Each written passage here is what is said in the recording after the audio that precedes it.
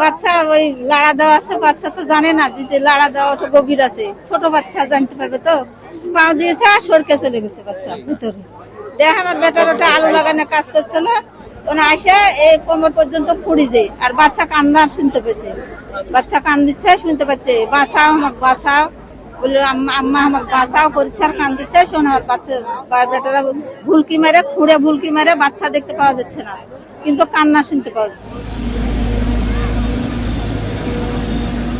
কোন গভীরের ছাওয়াল আছে সেই গভীর পর্যন্ত না খুললে তো আমি ছাওয়াল পাচ্ছি না। আমরা ছাওয়াল চাই, তা তো জীবিত হয় আর হ্যাঁ মৃত্যু হয়।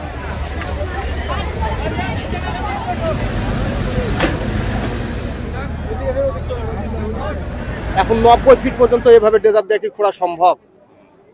সেটা তো মনে হয় আজকে 24 ঘন্টাতেও এই কাজটা হবে না। তারপরে এভাবে তো মনে হচ্ছে ওখানে জীবিত আছে কি মারা গেছে সেটা তো উপরওয়ালাই জানে। ফায়ার সার্ভিস এবং ডেজার দিয়ে তাকে উদ্ধার করার পরিকল্পনা করছে, কাজ চালাচ্ছে। এটা এখানে এসে দেখলাম, এখনো কাজ চলছে। এখন পরবর্তীতে কি হবে বলা যাচ্ছে না, তবে উদ্ধার কাজ চলছে। বোরিং এর মুখ এরকম খালি আছে, অনেক বোরিং আছে, তারা ঢাকে না তো, ঢাকে না। এই প্রথম কেবল আমাদের এলাকায় প্রথম এটা অ্যাক্সিডেন্ট হলো। এই অ্যাক্সিডেন্ট হওয়ার পর থেকে হয়তো তারা ঢাকবে, এখন সচেতন হবে। আমরা গ্রামের মানুষ তো আগে এটা বুঝতে পারিনি যে এরকম দুর্ঘটনা ঘটতে পারে।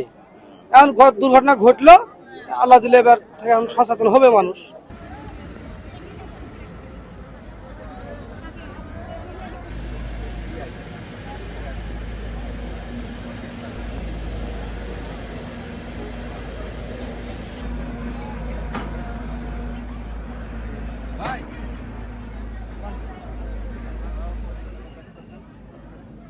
Vâng, vâng.